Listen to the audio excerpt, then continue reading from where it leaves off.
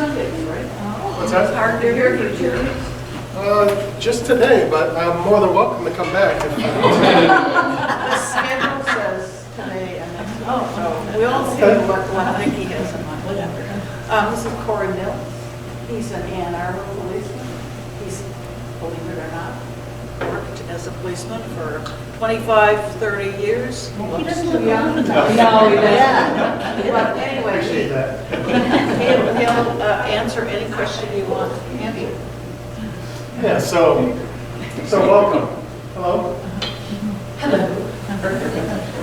Fashionably late. I was signing people up for the homeless rotation, so if anybody needs to do that. Good to see you. All right, come on in. Still have those here. Oh, there's more over here. On this side.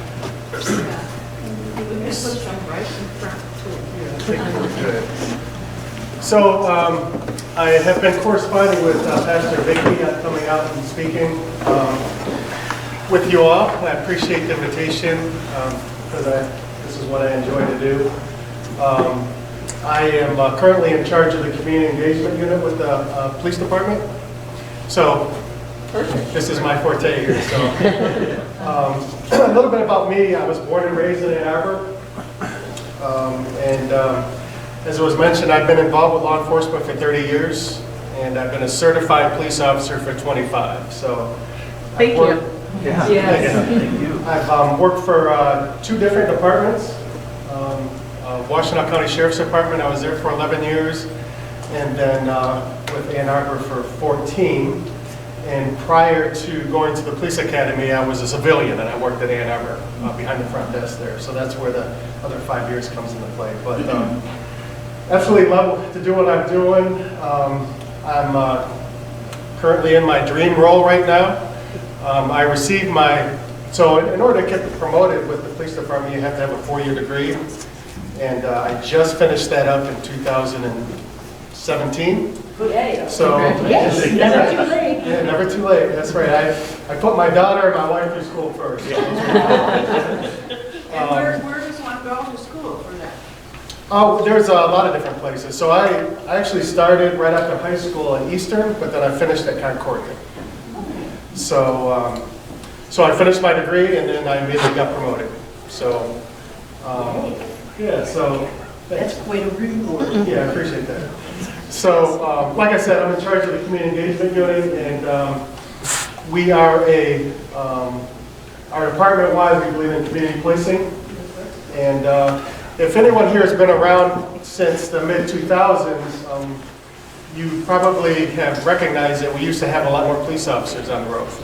So back then we had over 200 officers, and we're currently at 126 right now. And the reason why those numbers have come down is because in the early 2000s, Bill Clinton gave a lot of money to law enforcement under his Crime Bill Act. And that was grant money that was given, and it's called the Sunset Grant, where the money is given, but then the municipalities are responsible for absorbing those costs over time. And the city of Ann Arbor just couldn't afford 200 police officers, so we lost a lot of those positions through attrition. But you know, it's kind of weird because back then the city wasn't as big as it is now, and our numbers are lower. So, you know, I would like to see us have a few more officers to be able to do some of the community policing things that we used to do, because I think community policing is the way of law enforcement. It's been very effective, and I have done community policing over my career at several of the departments that I've been at. It's been very successful. Can you define community policing? Sure. So community policing is having a foothold in the community, having relationships with the community, and allowing the community to give us feedback on how we police. It's it's co-policing, basically. Part of community policing that probably everyone knows about is Neighborhood Watch. That's one aspect of community policing, but it really goes much deeper than that. It goes into building relationships with residents, communities, and businesses to really find out how communities want to be policed. So, as an example, the north side of Ann Arbor may require a different type of policing than the south side of Ann Arbor.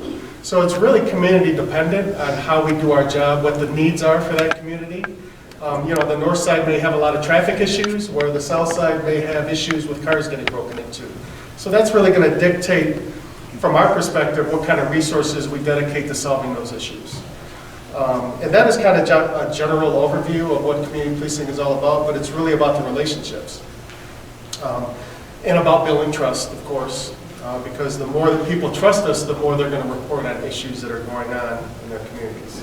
And that's how quality of life for these communities is fostered and nurtured. So, very important.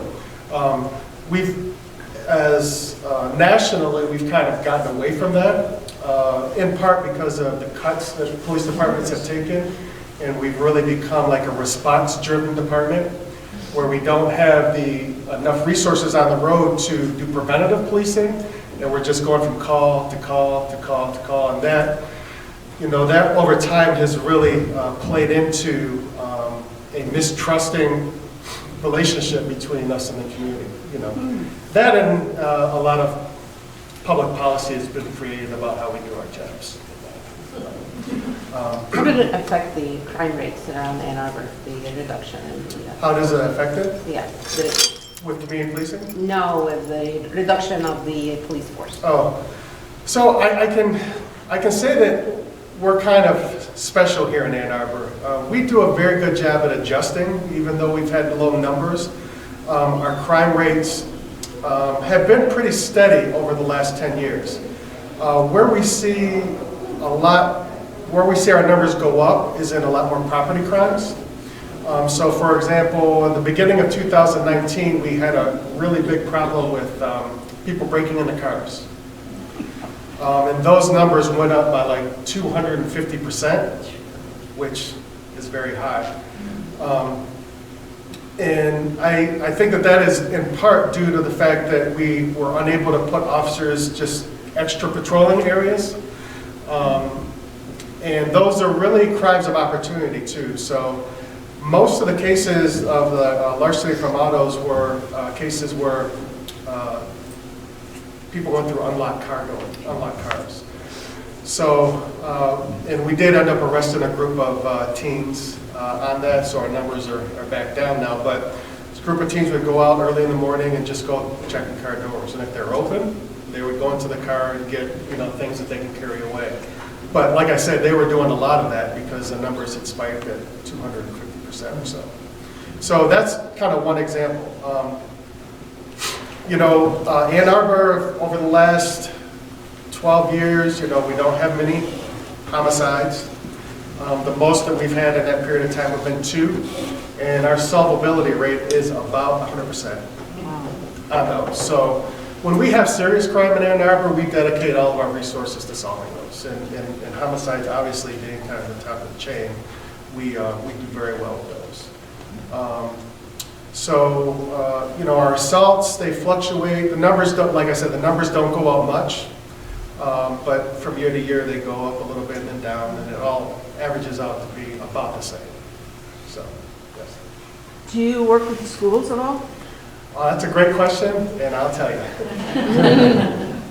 So, that's kind of a hot topic right now for us anyways, because we want to be in the schools. I know, like I said, I was from Ann Arbor. At both Pioneer and Huron, we had school resource officers. And we don't currently. We're the only agency, or only school district in Washtenaw County that don't have officers in the high schools, yes, which I think is an injustice. So the school board voted not to have us in there.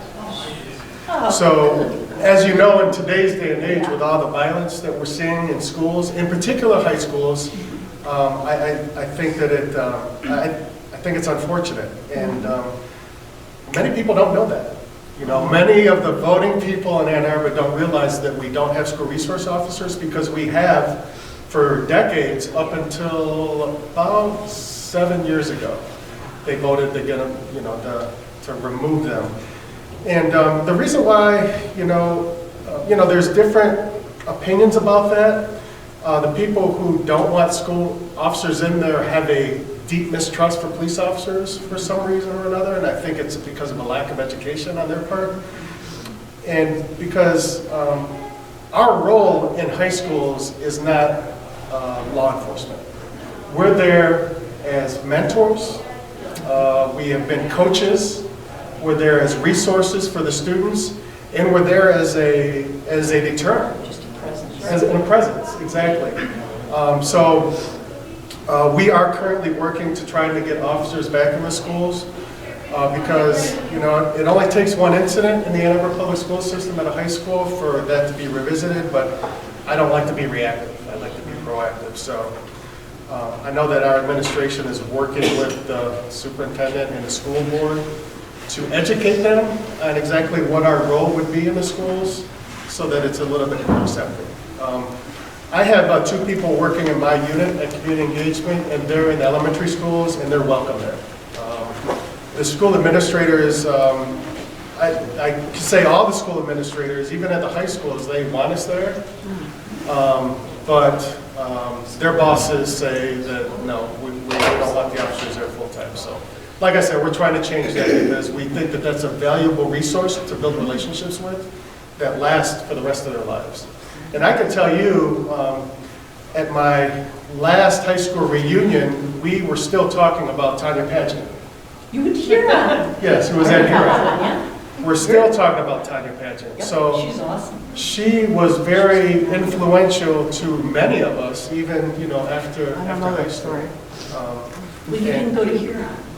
I didn't know. Yeah, so Divine was at Pioneer. Yeah.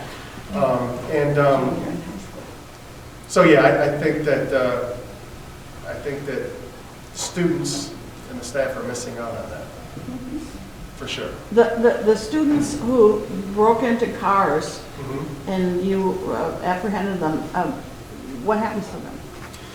So, you know, they get charged and they go through the court system, just like everyone else. I don't know what the disposition of their court journey was,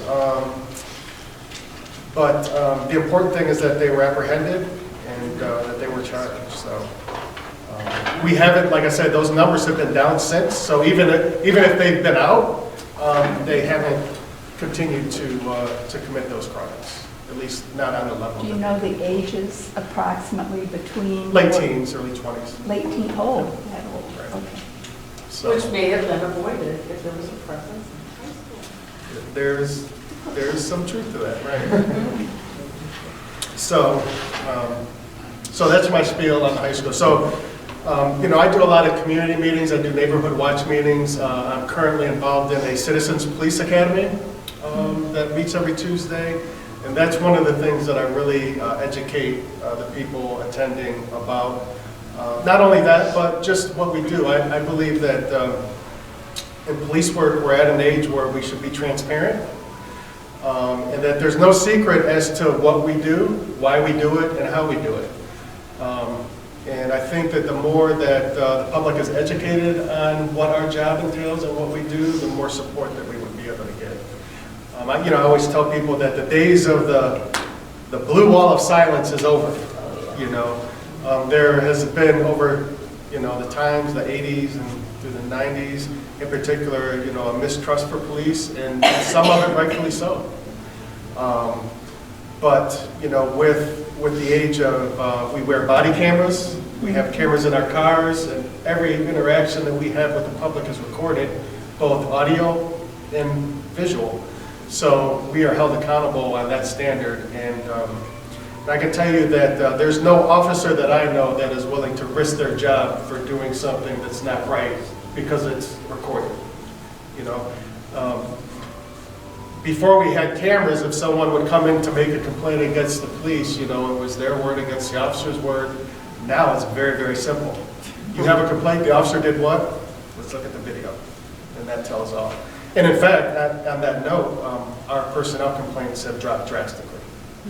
And it didn't take long for people to realize that every interaction that we had with them is recorded, and if they want to file a complaint, that it should be a credible complaint.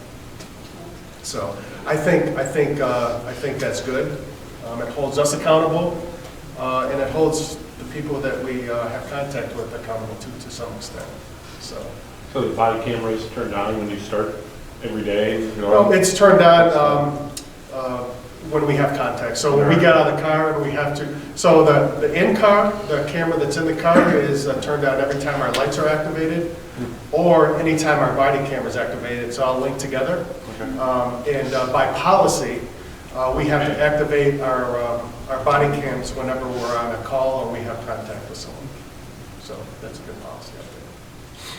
Sorry, going back to the in-school policing, what are you trying to do to combat? I know in the past there's been stories of the cops in schools assaulting students, and there's been a lot of mistrust on the students' part, not necessarily the parents, but the students being afraid of having a cop in the school, and the whole increased policing, particularly black students. What are you guys doing to sort of work with that mistrust? Because I've been seeing a lot of stuff on the news, even with the body cams, and nothing. So to combat the mistrust, it's really an education. You know, the only incidents of police interaction that we're seeing in schools are the negative ones. And those are by and large the minority of them. You know, we, as law enforcement in general, we do a very good job here at Ann Arbor, I can say. But by and large, I think that we need to be more transparent on a national level with what we do. We need to get input from the citizens as to how we do our job and how they perceive that we do our job, because that's important as well.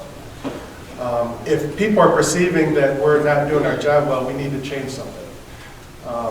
So that's part of it. But you know, as with the use of force, like the police shootings and stuff like that,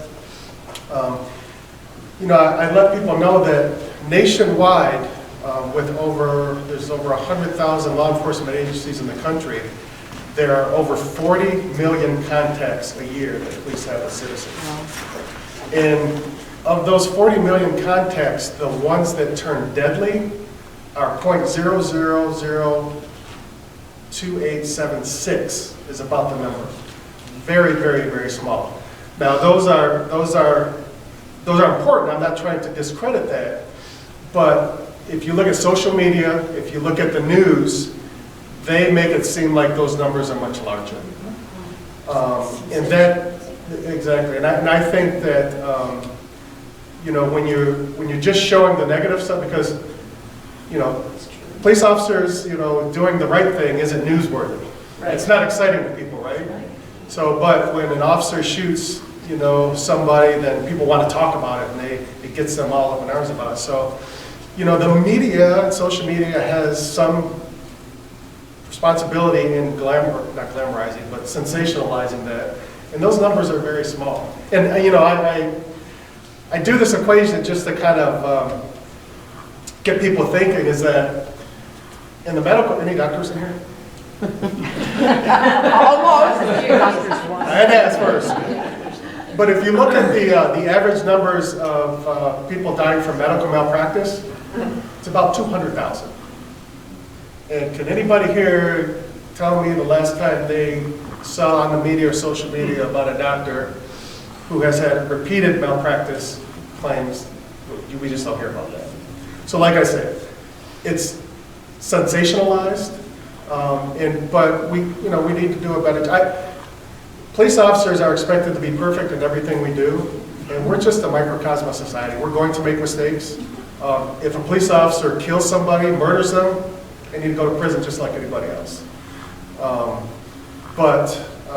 You know, we're human, we do make mistakes, and I hope that the number of mistakes that police officers make that result in the loss of a life, I wish in a perfect world we can bring that to zero, but I just haven't seen that.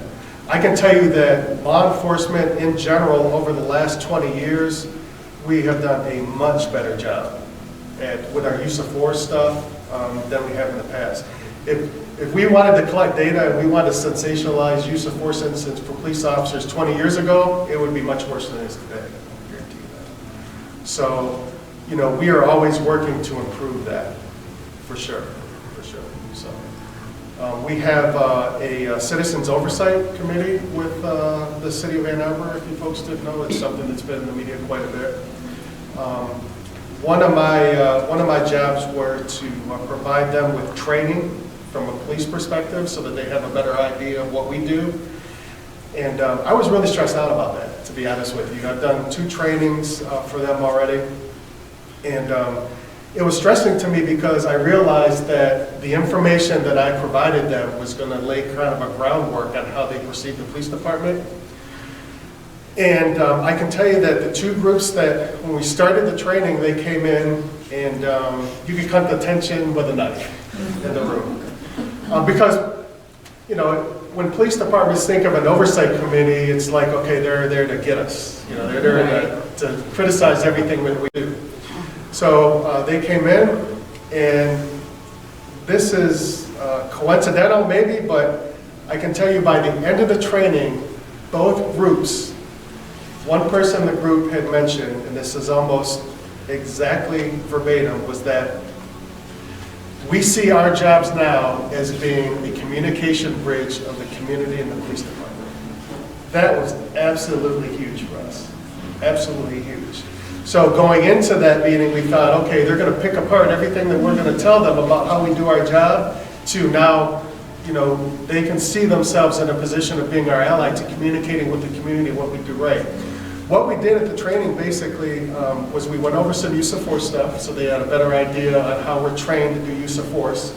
And then we also went over even more extensively our complaint system. So how we investigate personal complaints when people come in and complain about the police. And one of the incident that we showed them from start to finish in the investigation was an incident that happened about a year ago where an officer had stopped 4 African-American teens on First Street near Liberty after we were called about a fight. And it was a 25-page investigation that was done by our internal affairs lieutenant. And what we showed them included 911 call, the information that the officer had in his in-car computer, all the radio traffic associated with that, the in-car camera, the body camera, and I think that was it. And the thing that was kind of different about this incident, that while it was going on, a bystander had Facebook Lived the incident, but only 2 minutes of the incident. And then 2 minutes, and then sent that to MLive. So from the Oversight Commission, that's all that they knew about the incident. And the guy who was doing Facebook was narrating it with his own perspective. You know, it was something about, here's the Ann Arbor Police again, you know, stopping 4 black youth for nothing, and blah, blah, blah. So when they saw the entire picture, it gave them a different perspective on it. So the whole incident lasted a little over 15 minutes. And of course, when you take 2 minutes out of 15 minutes and you only show one side, it makes a difference. But they were able to get the whole picture, and it really changed our perspective on it. So just to give you an insight on that incident, we got called to First Street about a guy who was assaulted by 4 African-American teenagers. So he called the police and said that he was an off-duty police officer and that he had just been assaulted by 4 black teens, and that they were walking southbound on First Street. So dispatch is trying to get information, and then he said, hurry up, they're walking away, and then you can hear the caller and the teens like going back and forth. The teens were like, leave us alone, we didn't do anything to you. So the caller continues to follow them. He says he's an off-duty police officer. Then he says, officer needs assistance. In the police world, they're like, that's a big thing, right? When an officer calls for assistance, you want to get there. So later on the call, then he says, I think he has a gun. I think one of them has a gun. He describes the guy who he thinks has a gun. So this is all within like a 3-minute period of time. When our officers get there, or one officer gets there, the teens are in a parking lot at Liberty and First, and the officer makes contact with the one who was described as having the gun. So it turns out that, and of course, when the officer made contact with him, that's when the guy with the Facebook Live starts to report. It turns out that none of them had a gun, and that there was a fight, but the guy who called started it. and the teens actually walked away from it. So the teens were handcuffed, Wow. as was the caller, because when the officer was there, the caller began to get into it with one of the teens again. So everybody was handcuffed at the scene. Everything was sorted out, and everybody was let go. It turns out that the caller was not, in fact, a police officer. He lied about that.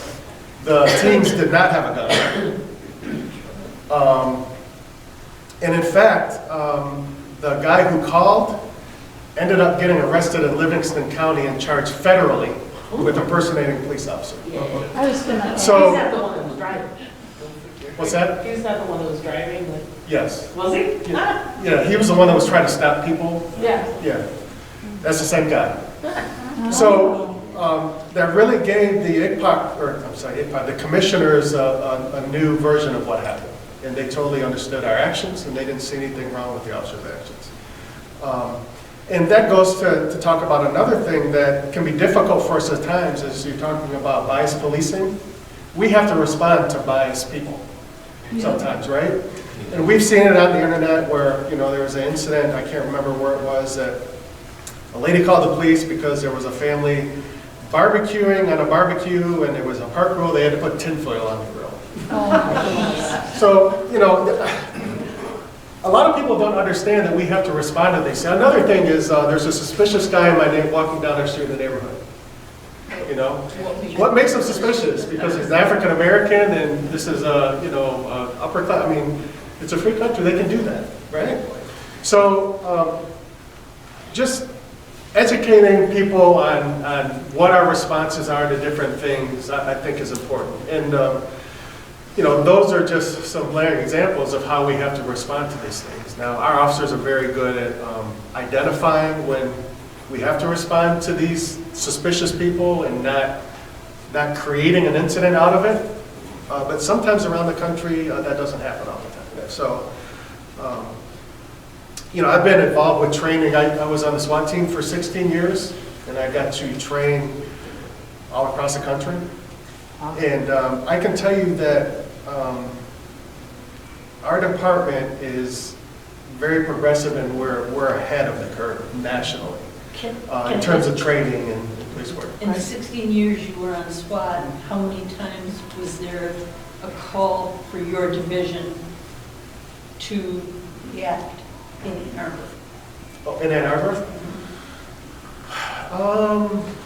I mean, in the term of, 1 and 1, 2 a year, Yeah, okay. once a week. So I would say in Ann Arbor, on average, we would probably do 1 every 4 months.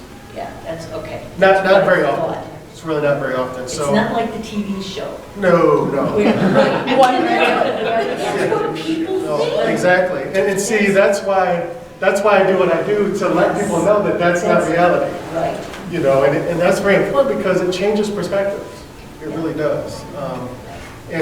So we have a countywide SWAT team. So our SWAT team can respond anywhere in the county. And of course, east of here, there's a lot more work. But in Ann Arbor, we typically don't do a lot in terms of the SWAT activation. That leads to one thing I was going to ask.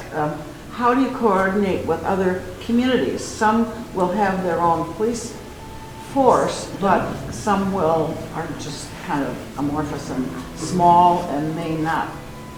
And when you respond as a SWAT team, how do they know to get everybody together? Just automatic call goes out to people no Yes. matter where they are? So we were basically on call 24/7. So if there was something that were to happen, we would get called. We had a special alert. It's called the Code Red system on our phones, and we would all get activated that way. So in terms of jurisdiction, so our team comprised of members from just about every department within Washington County. So. Question. Yep. So is that the team that would, so if there were, say, an active shooter in our area, is that the team that would respond? And what are the Yes, so- response times like? Yeah, that's a good question. So if you guys remember what happened at the U of M last year, the balloon popping incident? I'm glad it was balloons. So, it was called in, we got like 90 calls of somebody firing a gun, which, That doesn't happen. believe me, gunfire does not sound like popping balloons, but I can understand that they thought it was, okay? During that incident, the agencies that responded to that, and this is the type of response you're going to get with an active shooter, was Ann Arbor, U of M, Pittsfield Township, Washtenaw County, Ypsilanti Police, the State Police, the Eastern Police, the FBI, the IRS was there, the Marshal's Office. Just about every agency in Washtenaw County will respond on something like that. Even if it's not on campus, if we're at a, Even if it's not on campus, at a correct. business or something. Correct. So we are actually going through a refresher active shooter training right now, which involves every agency in Washtenaw County. And the training has been nationally because of what we're seeing in the schools and in businesses. We just saw something on the news in Milwaukee. We all have kind of a unified training approach to those. So, those incidents are so dynamic and ongoing. We want to take up, the issues with communication and how different departments respond, and we all have a unified approach right now. And I will call that U of M a test. That test went very well. The communication on it, the response from all different agencies went very well, from my understanding. So be rest assured that if something were to happen on a large scale in Ann Arbor, that you get a very, very hefty law enforcement response, and it will all go hopefully very seamless. So. How's recruiting? Do you have lots of people still wanting to be police That is a great officers? question. Great question. So back when I started in the 90s, for Ann Arbor, to give you an example, if Ann Arbor had 4 positions, you get 1,200 applicants. And it's just not that way now. So I'm involved in the hiring process also with the police department, and for 4 positions that we had just over 100 applicants. One of the big things for us that we've seen is that our benefits have been cut over time.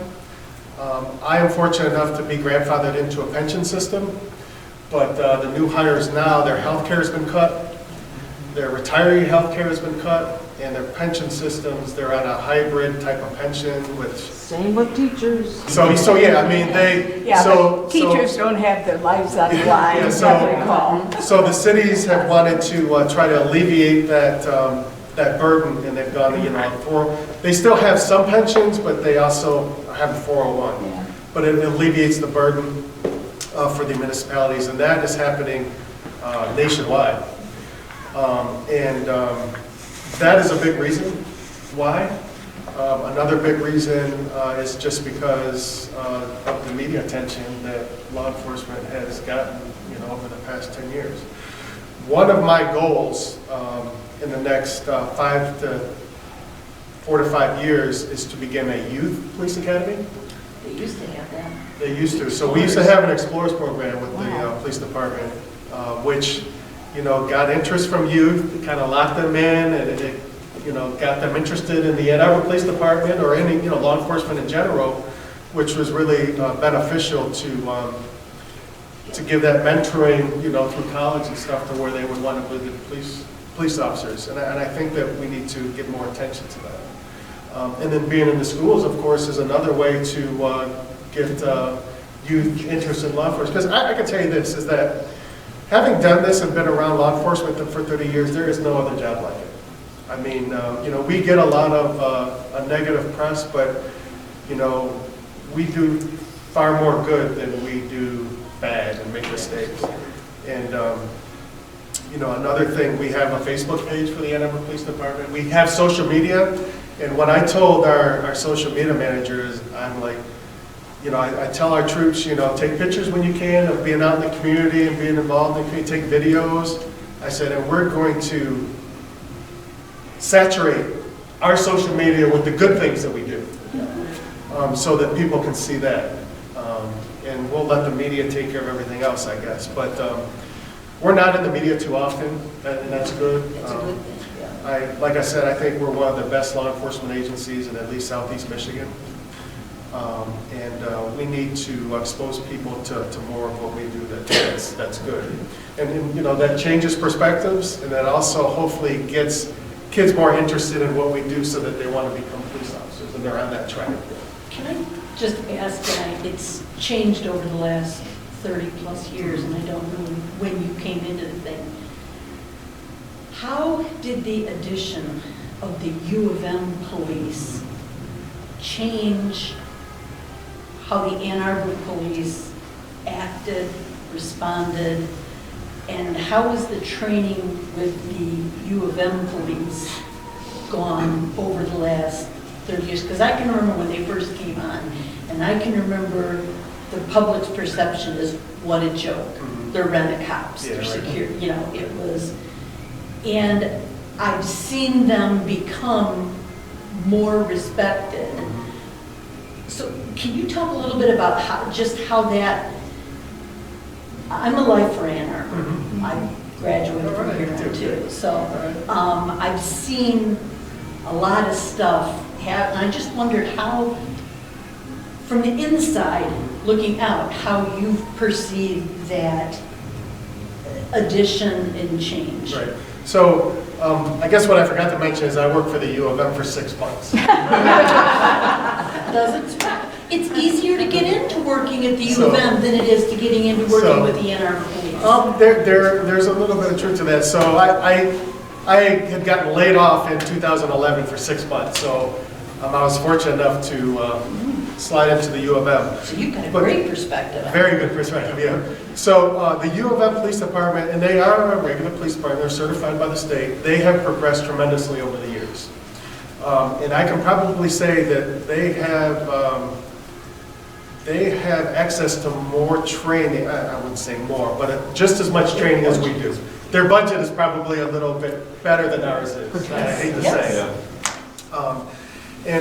So the thing with the U of M police is that, you know, they're governed by the university, so that they are a little bit different politically just within the police department than we are.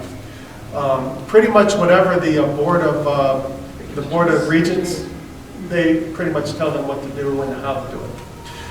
Which is good and bad, I guess. I mean, the U of M Police Department is there for the university, so they have a right to do that. But, you know, there's a lot of overlap, though. We all know that there's crime on the university, and they're more than capable of handling that. The overlap that they have is they are responsible for everything on U of M property. They can make traffic stops on roadways adjacent to U of M property. And we, over time, have learned to work very well together.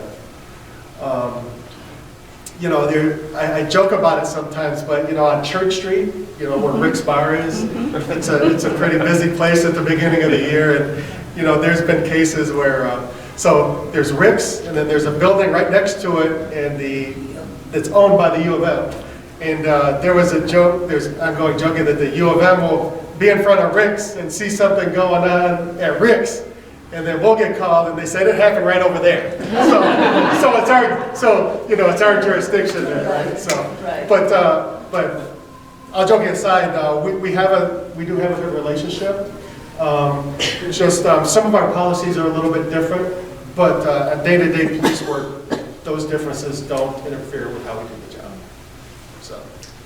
I've always lived in a gun-free house. My father never owned a gun, and when I married, my husband had a rifle, and I said, out of the house. I don't want a gun in the house. And so we've never had a gun. He served in the military, so we've been around lots of guns and things like that. But I wondered, what good is having a gun in the house? Does it really help people deter crime? Have you gone and more often? The statistics that I hear are that more children die from the gun in the house than people dying from people defending, you know, using that gun in their house. Is there any? That's interesting. So yeah, you know, from my perspective, unless you are, you know, familiar with firearms, you're trained to use them, I really don't see a need for them in the house. More guns are stolen from homes than are used to defend anybody. That's just a reality of it. But, you know, there is a great responsibility that comes with having a firearm, especially if you have children. I mean, I can, you know, there are many, many cases of people owning firearms and not securing them properly, and children get it, and they're getting charged. So that is a serious issue. I have met, there's been very, very few occasions that I can think of where having a gun in the house actually saves somebody's life. Very few occasions. I can count, if I on 10 toes and fingers of times where firearms were stolen from homes. And that was in part because they're not secured properly. So that is kind of the bigger issue with owning a firearm, is being responsible enough to keep it secure. In terms of, it certainly doesn't prevent anything. If someone broke into a house and someone owned a firearm, just the mere fact that the firearm's there is not going to prevent that.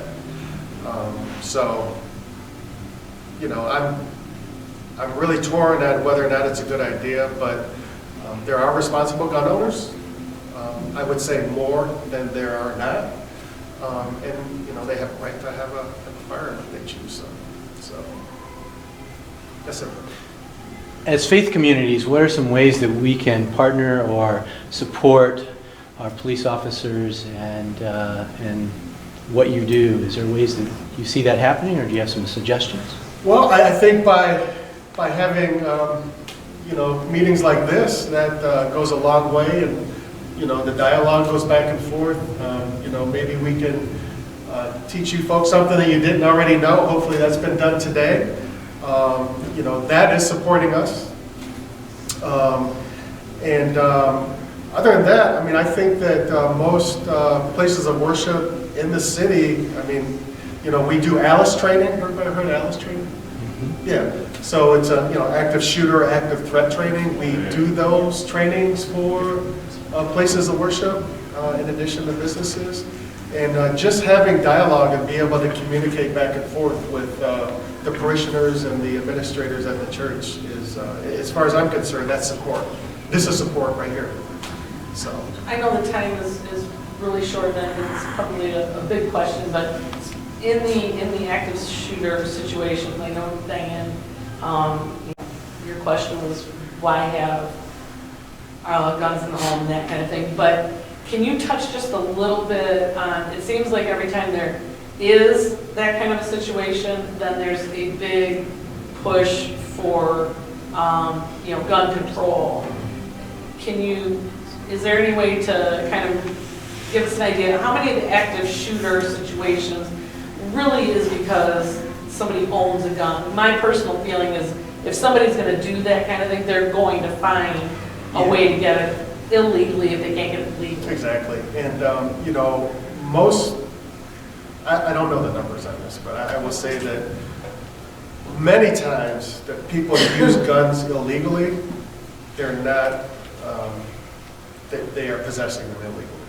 Whether they're stolen firearms because they couldn't buy one on their own because of a criminal record or something. You know, we have seen cases in the media where people legally own guns and have decided for some reason or another to take violence out on other people. And, you know, I don't know if we can stop that, and I don't know that saying that no one can own guns is the answer to that. That is a good question, but I don't know if there's a very direct answer to it. You know, we are seeing more violence being taken out of churches, the most recent one being in Texas. I can say that when I do security assessments and ALICE training for churches, they are having more and more churches and houses of worship are having people designated as armed, whether the ushers, and I find that a lot of police officers that go, they are being designated as security. And the incident in Texas, I would say, is a very good example on having people trained being armed in that situation, because that situation ended very quickly. Mm-hmm. And had it not ended so soon, it could have been devastating.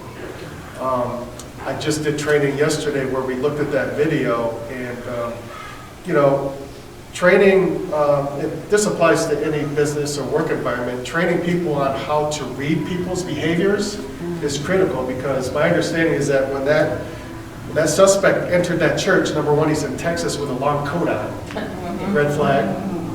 And then their security staff picked up on his behavior, so they immediately focused on what he was doing. And they were following, keeping their eye on, that's why it ended so quickly. And in that situation, having armed parishioners was beneficial to save lives. And I think there were 2 lives that were lost, but I mean, it could have been much, much worse. So, you know, when there are instances where people being armed is beneficial, and there are instances where people being armed clearly isn't beneficial, so it kind of depends. Yes? I'm not sure I remember this, but the situation in Milwaukee was within a business, Right. I think. And it was an angry employee. Right. How do you read that? Very difficult to read. Yeah. Very difficult to read. We find that for younger folks, like high school age, so if you look back at at least 2 historically active shooter or school shootings, we, as law enforcement, we learned a lot from Columbine, we learned a lot from Virginia Tech, and we learned a lot from Sandy Hook. In 2 of those incidents, the bad guys, Klebold and Harris, who were involved in Columbine, they videotaped themselves talking about what they were going to do. So Cho at Virginia Tech talked about what he was going to do. You know, there were a lot of signs there that something's not right. We have done a much better job as society at picking up and reading those signs before something bad happens. But with the younger population, it just seems like they're just so attached to social media, they have to tell people what's going to go on. And we have thwarted a handful of potential incidents by being very mindful of social media and intervening. With employees of businesses, it's a little bit different. You know, the federal government may be able to give more information on this, but I don't think that in the business shootings that I can think of, there was any time where someone has told what they're going to do beforehand. I think it's just like you said, an angry employee waking up one day and deciding that, you know, he wants to kill his boss, you know.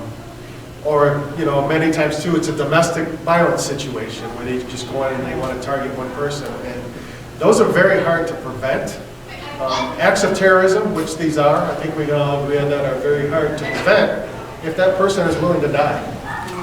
You know what I mean? The shooting at the Coors beer place is an example. Yeah, I mean, you know, trying to detect him before he comes into the building to say, hey, this guy's going to do something bad is very difficult at times. Because people don't display just that kind of behavior. And it all happens so fast, it really does. It's unfortunate. How about open carry? How do police officers react to open carry? I mean, you know, it's come to the point now where some businesses have to say, we don't want you to carry your guns in here. You have a right to them, but we don't want to see them in here. Correct. And I mean, if I'm in Walmart shopping and I look over and I see someone with a gun, I mean, what am I, used to be you saw someone with a gun, you would yell gun. Yeah. But now it's like, no, I'm just here for diapers or something. You know, Yeah. I got my gun and get And the think of diapers. the uproar when, can't think of his name, but he went into one of the high schools Yeah. play for performance, and he had his gun. Oh, that was and here in Ann Arbor. It was, yeah, right here.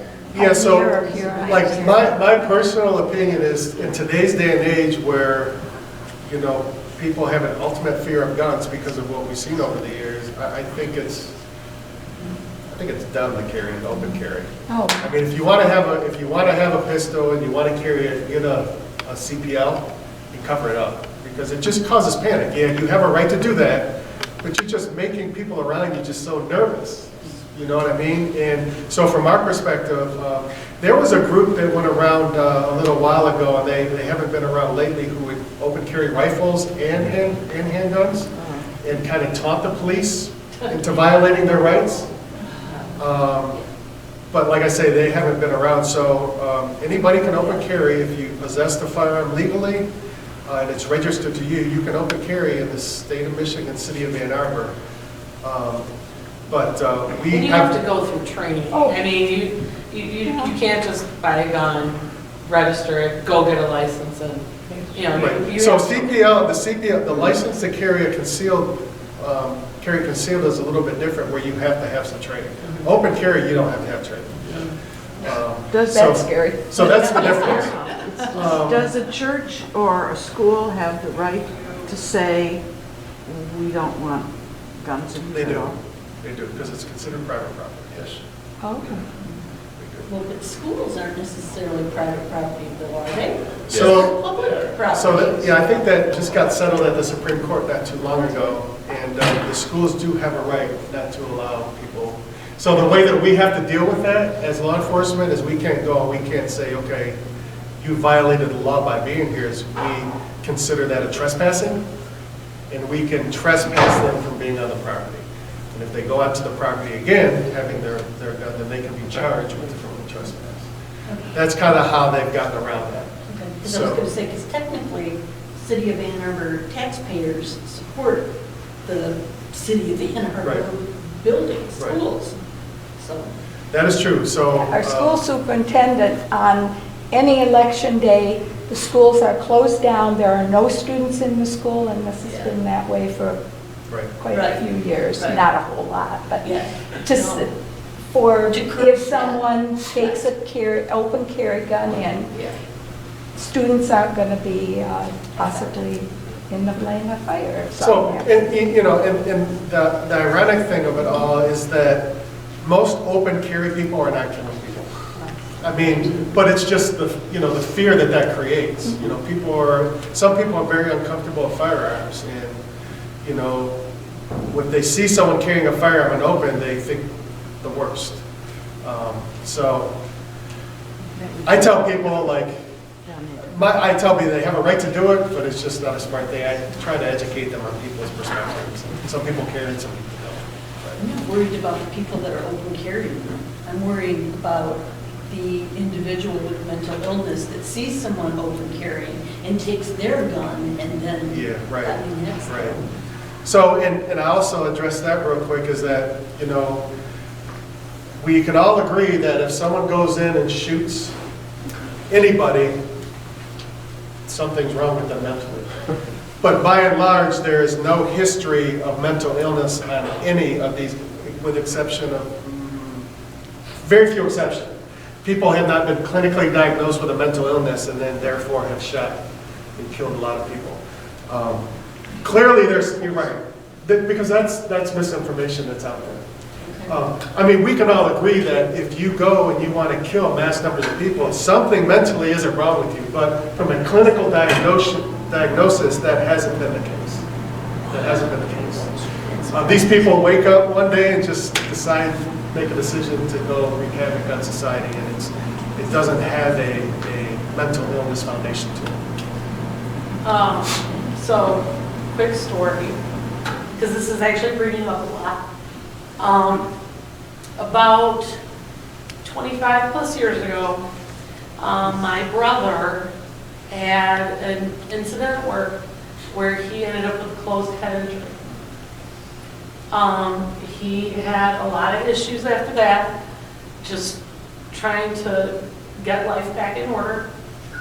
At the time, Fred ran a business. My brother showed up with a handgun and locked himself in his office with an employee. My mother worked for Pittsfield Police Department at the time and was actually there at the call. And his biggest thing was he wanted somebody to shoot him. He wanted to be dead. So he spent many months at Mercywood, which isn't there anymore. Yeah. I guess this is, I haven't really thought of this for, many years. It's not always going to be just somebody who's mad because they got fired or they got this or that. He had no mental issues beforehand. This was a physical thing that happened to him, and it happened so fast after the accident that there was no clue it was going to happen. So I'm sharing that just so that the next time something goes on, there's so much that could be happening in the background that we don't know about. Right. And that they may not even realize. It's a tragedy. In this case, thank God, nobody got hurt. But it could have gone a lot worse. And you just never know. Life is full of things you just don't know what it's all about. And so you can't blame the gun, you can't blame this, you can't blame that, because sometimes it does just come out of the blue. And that's a very good point, and thank you for sharing that, by the way. In his case, he had a closed head injury, which, TBI it's so unknown and unpredictable on how those affect different people, and unfortunately, it affected him in that kind of a way. He's fine, by the way, now.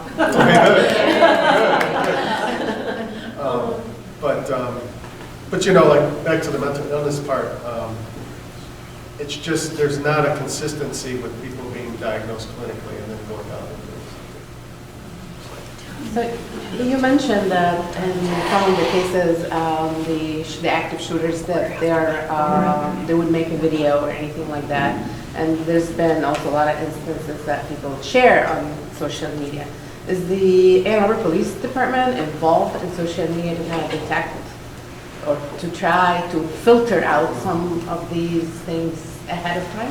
So we are, when we're made aware of them, we don't continuously monitor social media like the federal government does. But we have people that are knowledgeable about how to extract information from social media, so that if we get an incident and maybe social media is an aspect of that, we have people that know how to get that information. But we don't monitor it on a daily basis. I know that I've heard that there's actually, for schools specifically, there's some way for students to report if they see something on social media. Do you know about that, what that is? I do. There's a campaign to if you see something, tell someone, or if you hear something, tell someone. And so I know that from our perspective, we do encourage that, and I know from a school administration perspective, they do as well. I think that there's information handed out at the beginning of each school year to kind of emphasize that. So. And it has been shown that sometimes it is another student speaking up to someone saying, I saw this, or Correct. this is what he said, or she or said. Or that parent relays it to or the student relays it to the parent, and the parent contacts. But you're relying on somebody to tell to say something, not the police department finding out. Correct. Which means it's great having you guys in the school. It is because we're that much more accessible. Right, yes, and they trust you. Yeah. I don't know if this is going to come out right or not, but when I hear stories on, on the media, on news, and it's about someone, the police shot and killed a youth or whatever, I've said this to my husband, and I don't mean it to be flippant. Why didn't they shoot him in the leg? Why did they shoot him in the chest? Why did they shoot to kill? Why don't they just maim him? They'll fall down, they can take them out. That's a common question, from a law enforcement perspective, if there is a deadly threat, if we're responding to a deadly threat, there's been people who we have shot 5 times that has still continued to pose a threat, and that is in the center mass. It's very difficult to shoot a limb. Statistically, law enforcement, they hit their targets 20% of the time, which is very low for police officers that train. That's because most of the times they're moving. It's difficult to hit a moving target. To shoot in the center mass that we're trained is incapacitated. We want to stop the deadly threat that is going on as soon as possible. And it just so happens to do that, you have to shoot at the center mass. So shooting a leg will not stop a deadly force threat against us. And when you're talking about, you know, saving someone's life, you want to eliminate that threat as soon as possible. So that's how you do it. Yeah. I think we have to let him go.